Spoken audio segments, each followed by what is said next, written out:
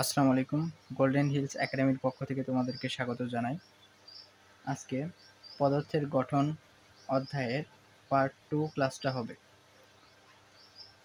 আমরা ইতিমধ্যে পার্ট 1 ক্লাসটা সম্পূর্ণ করেছি এবং সেই ক্লাসে আমরা অণু, পরমাণু, মৌল এবং যৌগ বিষয়ে আমরা ধারণা দিয়েছি। মৌল বা মৌলিক পদার্থ হলো যে পদার্থকে ভাঙলে সেই পদার্থ ছাড়া আর কোনো পদার্থ পাওয়া যায় না, তাকে মৌলিক পদার্থ বলে। উদাহরণ হিসেবে আমরা দিয়েছিলাম অক্সিজেন একটা মৌল, নাইট্রোজেন একটা মৌল। এক কথায় এই যে দেখো তোমাদের বইয়ের এটা ৬২ নম্বর পেজ বা চতুর্থ অধ্যায় পর্যায় সারণী অধ্যায়ে তোমরা একটু খেয়াল করো, এই পর্যায় সারণীটা দেওয়া আছে, বুঝছো? এই যে hydrogen, helium, lithium, beryllium, boron, carbon, nitrogen, oxygen, fluorine, neon, sodium, magnesium, aluminium, silicon, phosphorus, sulphur, chlorine, আর এরকম করে ১১৮টা মৌল আছে, বুঝতে পারছো? এই ১১৮টা মৌল, এগুলো হচ্ছে এক একটা মৌল। এই ১১৮টা মৌল দিয়ে প্রধানত পুরো পৃথিবীটা আমাদের তৈরি। আর যৌগ হচ্ছে, যদি এখানে দেখো এটা হচ্ছে হাইড্রোজেন, এই হাইড্রোজেনের সাথে যদি এই যে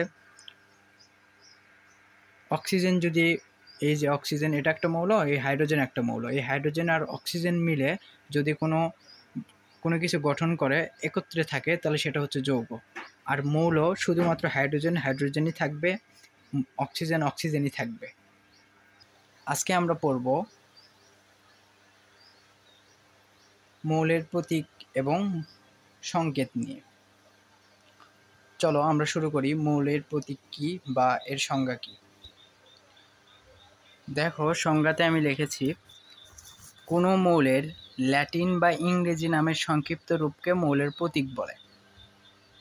অর্থাৎ মৌলের যে নামটা সেটা হয় ল্যাটিন শব্দ হতে পারে বা ইংরেজি শব্দ হতে পারে। চলো উদাহরণ হিসেবে দেখি, সেটারই হচ্ছে সংক্ষিপ্ত রূপ। উদাহরণ হিসেবে দেখলে তোমরা ক্লিয়ার হবা। উদাহরণ হিসেবে আমরা তোমাদেরকে পর্যায় সারণীতে থেকেই দেখাচ্ছি। দেখো তো, এই যে পর্যায় সারণীর প্রথম মৌল বা ১ নম্বর মৌলটা হচ্ছে হাইড্রোজেন। দেখো বাংলাতে নিচে লেখা আছে হাইড্রোজেন, তোমরা দেখতে পাচ্ছ কি না আমি শিওর না, আমি একটু জুম করি। দেখো বাংলাতে লেখা আছে হাইড্রোজেন, ইংরেজিতেও হাইড্রোজেন লেখা আছে। এই যে হাইড্রোজেনের পরীক্ষার হলে তোমাকে হাইড্রোজেন এটা লেখা যাবে না, পরীক্ষার হলে বা বইয়ে তোমাদের এইচ লেখা থাকে। এই যে এইচ, দেখো তো নামের প্রথম অক্ষর না, হাইড্রোজেনের নামের প্রথম অক্ষর হচ্ছে এইচ, তাহলে এটাই হচ্ছে হাইড্রোজেনের প্রতীক। বুঝতে পারছো? তারপর দেখো এই যে এই মৌলটার নাম হচ্ছে লিথিয়াম। দেখো লিথিয়ামের সংক্ষিপ্ত রূপ কি? এলআই। এল দিয়ে প্রকাশ করা যেত, কিন্তু এল দিয়ে অন্য একটা মৌল আছে, বুঝতে পারছো? এই ১১৮টা মৌলের মধ্যে অন্য একটা মৌল আছে, যার জন্য এক নাম তো দুইবার, একটা প্রতীক তো দুইটা মৌলের ক্ষেত্রে ব্যবহার করা যাবে না, যার জন্য ওটা এলআই দিয়ে দিচ্ছে। এই যে দেখো, লিথিয়াম এলআই দিয়ে শুরু, তাই এলআই। বেরিলিয়াম বি দিয়ে শুরু, তাই বেরিলিয়াম। দেখো আরেকটা সুন্দর একটা জিনিস দেখায় তোমাদেরকে, এই যে এই পাশে দেখো বোরনটা আসলে বি দিয়ে শুরু, যার জন্য বোরন, তাহলে বোরনের প্রতীক কি? বি। কার্বনটা সি দিয়ে শুরু, তাই কার্বনের প্রতীক হচ্ছে সি। নাইট্রোজেন এন দিয়ে শুরু, তাই বড় হাতের এন। মৌলের প্রতীক কখনো বড় হাতের হবে না, দুঃখিত, মৌলের প্রতীক কখনো ছোট হাতের হবে না, সবসময় বড় হাতের হবে।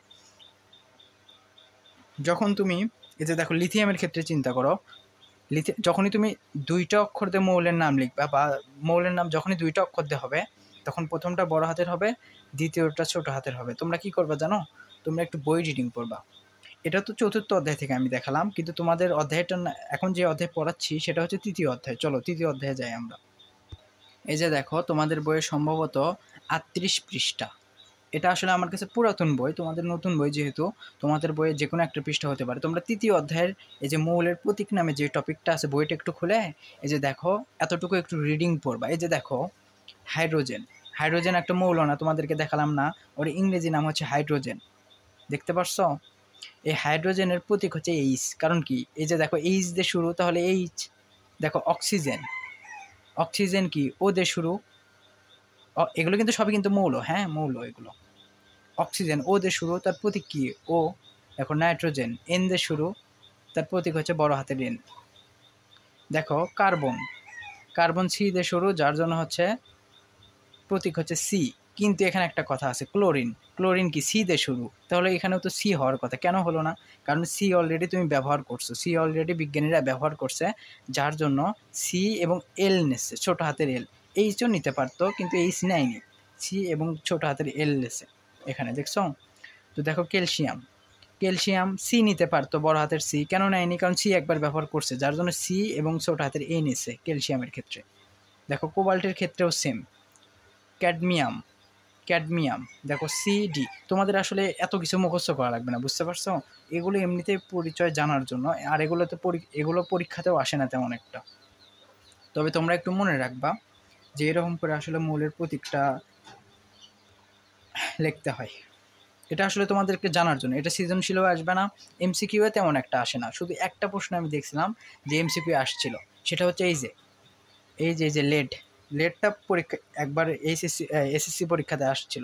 এসএসসি সম্ভবত ওটা 2 বছর আগে সম্ভবত আসছিল, যে লেডের ল্যাটিন নাম কি? লেডের ল্যাটিন নাম হচ্ছে প্লাম্বাম, বুঝতে পারছো? প্লাম্বাম থেকে পি এবং বি দিয়ে পিবি, অর্থাৎ লেডের প্রতীক হচ্ছে পিবি।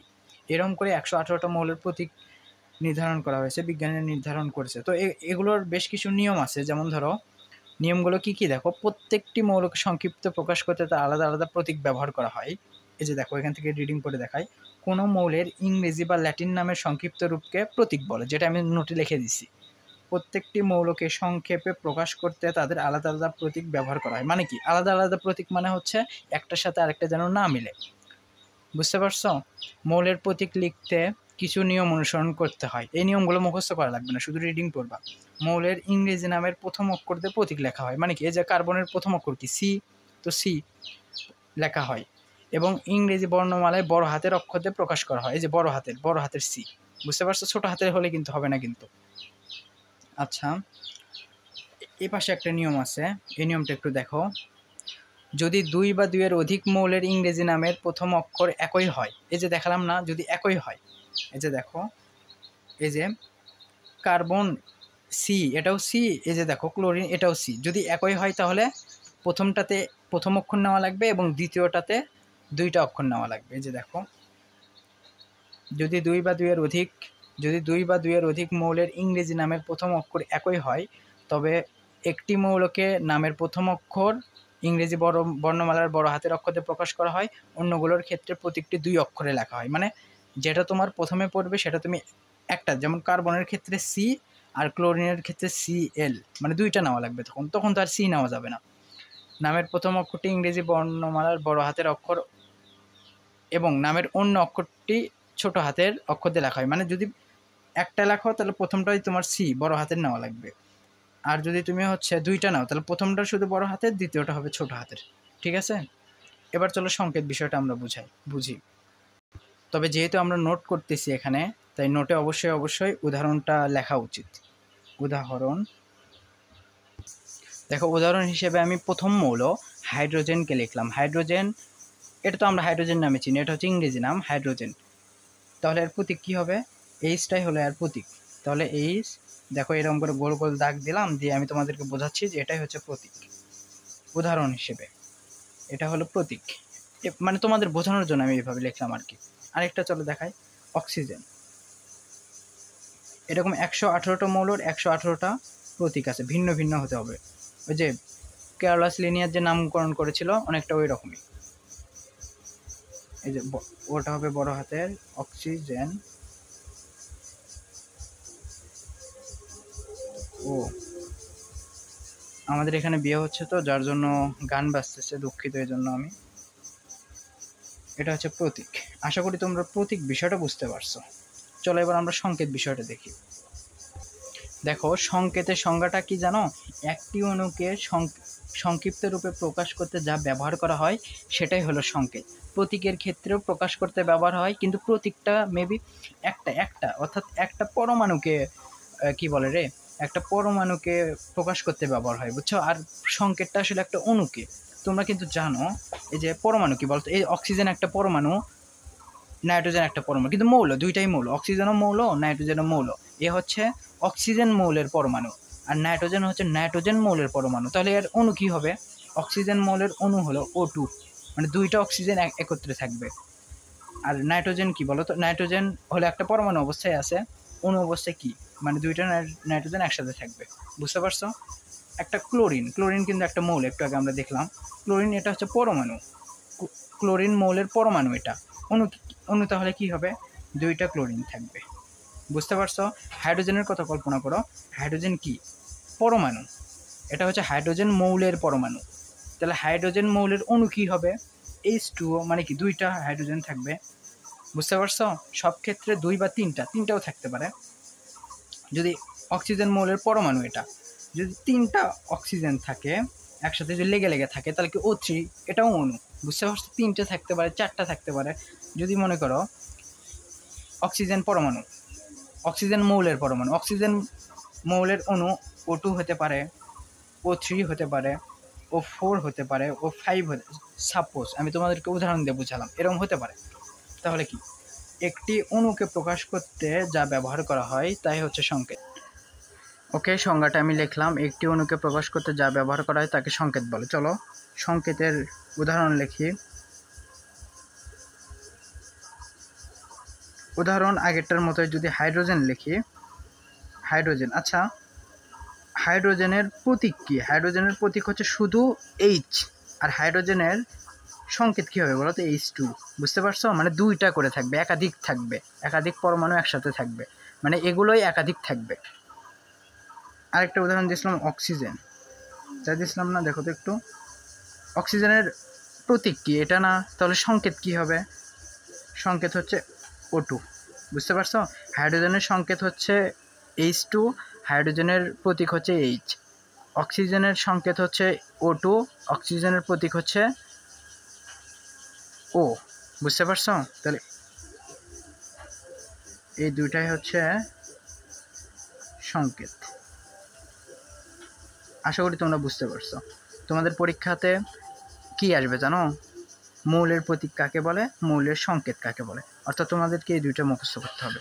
এই ছিল আজকের ক্লাস। ইনশাল্লাহ পরবর্তী ক্লাসে আমরা পরবর্তী টপিক অর্থাৎ পরমাণুর ভিতরের কণাগুলো নিয়ে আলোচনা করব।